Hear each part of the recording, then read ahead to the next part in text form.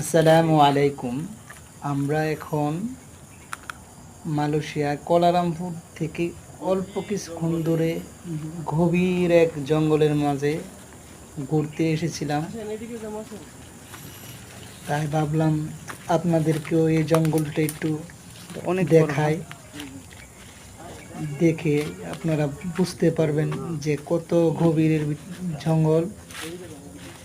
এ ভাই এ ভাই এই এটা কচু জঙ্গলের খাইন ভিতরে চলবো চলবো তো এটা কচু ফাঁকি করে গাছ দেখছেন আর হচ্ছে গিয়া কুমারী লতের আগা দেখতে পাই, আর বিশাল বড় বড় গাছ।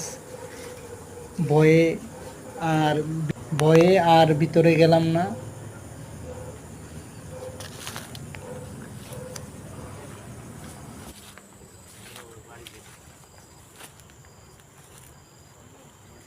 ওই যে এমন একটা যেটা দেখা যায় হিরা